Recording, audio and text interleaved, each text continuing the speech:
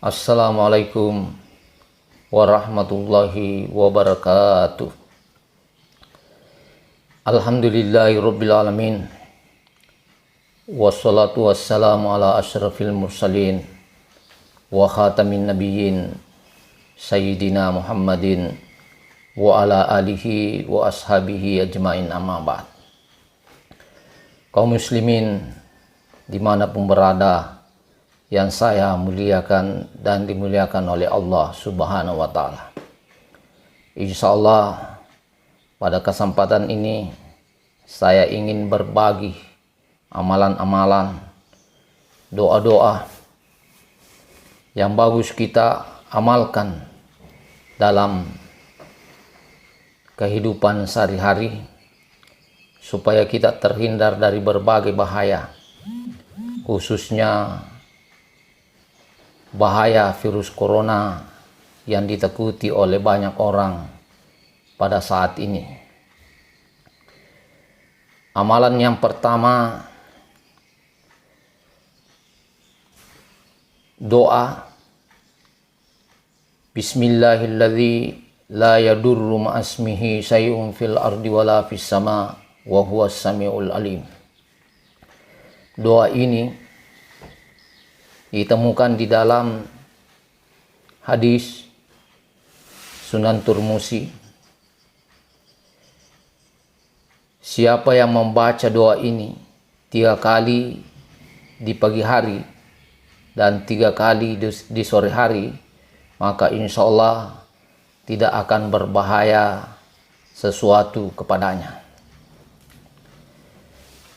Dan memang bagus artinya. Bismillahilladzi la yadurru ma'asmihi syai'un, dengan nama Allah yang bersama namanya tidak akan berbahaya sesuatu fil ardi wala fis sama, di bumi dan di langit, wa huwas samiul alim, dan Dia Allah itu Maha mendengar lagi Maha mengetahui. Saya pernah ikuti pengajian Andre Guruta Muhammad Nur. Waktu itu Andre Guruta mengajarkan kepada murid-muridnya, termasuk saya muridnya. Maka dari Andre Guruta, seandainya dokter melarang untuk memakan makanan tertentu karena penyakit yang kita derita, maka boleh kita makan dengan catatan membaca doa lebih awal. Baca 3 kali Bismillahilladzi la yadurru ma'asmihi syai'un fil ardi wala fis sama wa huwas samiul alim. Dena marigaga mandreki konro, mandreki coto, mandreki kepiting, mandreki cumi-cumi, semua enak-enak boleh kita makan, termasuk ikan kering, dengan catatan membaca doa ini lebih dahulu. Tetapi setelah dibaca doa ini jangan terlalu banyak dimakan. Jangan sampai setelah membaca doa ini makan coto 3 mangkok. Bisa semakin bertambah penyakitnya. Kemudian doa yang kedua, baca A'udzu bikalimatillahi tammati min syarri ma khalaq. 3 kali juga dibaca di pagi hari dan 3 kali dibaca di sore hari. Doa ini juga bagus artinya. A'udzu bikalimatillahi tammati min syarri ma khalaq. Aku berlindung dengan kalimat-kalimat Allah yang sempurna dari kejahatan yang Ia ciptakan. Pada masa Rasulullah ada seorang laki-laki mengadu mengeluh di hadapan Rasulullah, "Ya Rasul, saya tidak bisa tidur tadi malam karena diganggu oleh kalajengking." Maka Rasulullah mengatakan kepadanya, "Seandainya Anda membaca doa ini, a'udzu bikalimatillahi tammati min syarri ma khalaq, maka kamu tidak akan diganggu kalajengking." Jadi bagus juga kita baca doa ini setiap hari, setiap sore. Kemudian kalau seandainya dua doa ini belum kita hafal, Bismillahirrahmanirrahim, la yadurru ma'asmihi syai'un fil ardi wala fis sama wa huwas samiul alim. A'udzu bikalimatillahi tammati min syarri ma khalaq. Tidak dihafal keduanya, masih ada amalan lain. Tapi kalau amalan ini tidak dihafal, maka sungguh terlalu. Karena meskipun anak kecil hafal doa ini, surah pendek, yaitu terikul. Rasulullah juga mengajarkan supaya membaca Qul huwallahu ahad 3 kali, Qul a'udzu birabbil falaq 3 kali, Qul a'udzu birabbin nas 3 kali. Ada 2 riwayat yang saya temukan dalam hadis mengenai doa ini. Yang pertama diriwayatkan oleh Abu Daud dan juga bisa dilihat di Tirmidzi. Di situ dikemukakan bahwa pernah suatu ketika Rasulullah mengajak sahabatnya untuk datang melaksanakan sholat berjamaah. Tapi ternyata waktu itu hujan sangat deras dan gelap sekali. Tetapi karena perintah Rasulullah SAW, sahabat ini datang, dan ketika mendekat kepada Rasulullah, Rasulullah mengatakan kepadanya, "Kul," katakanlah. Sahabat itu tidak mengatakan apa-apa karena tidak tahu apa yang akan dikatakan. Rasulullah mengatakan "Kul" sampai 4 kali, tetapi ternyata sahabat itu tidak membaca apa-apa.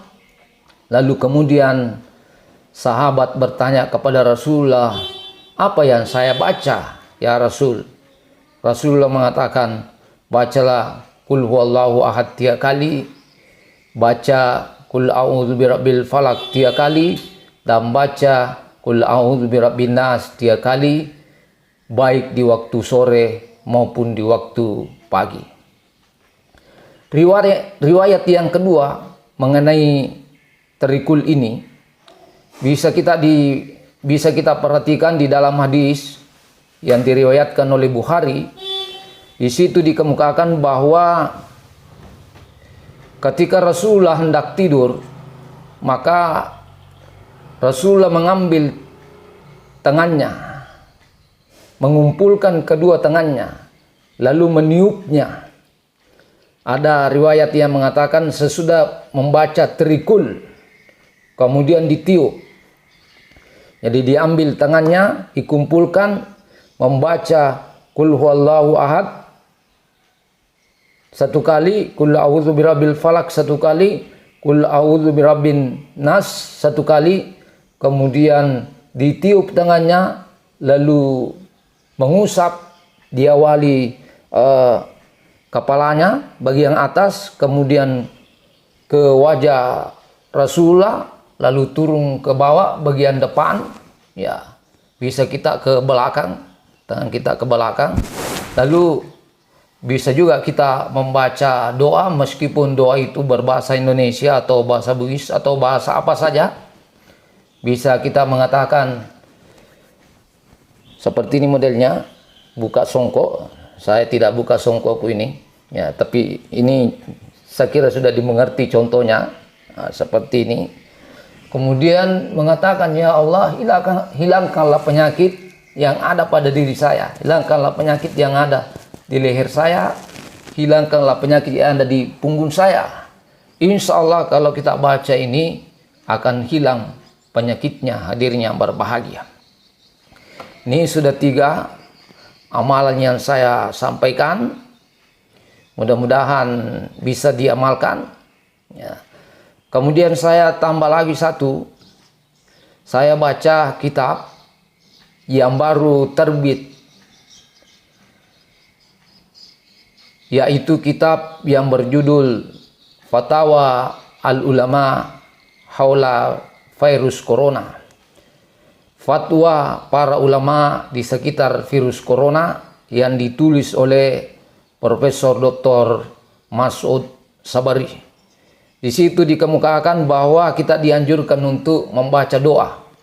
Tahassantu bithil izzati wa atasantu bi rabbil malakut wa tawakkaltu alal hayyi alladzi la yamut.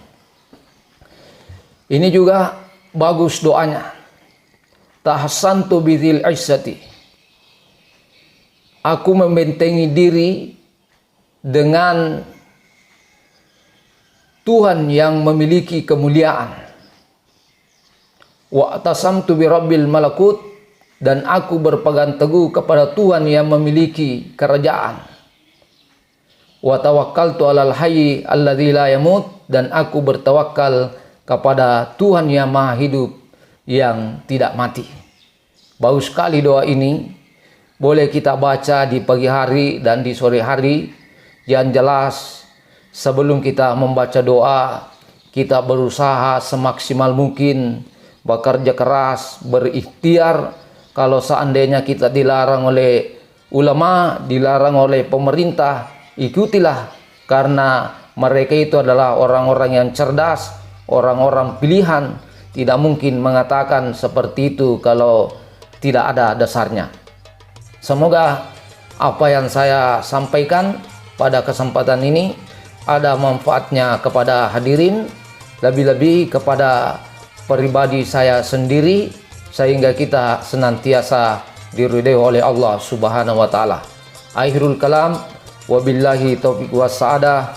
Assalamualaikum warahmatullahi wabarakatuh.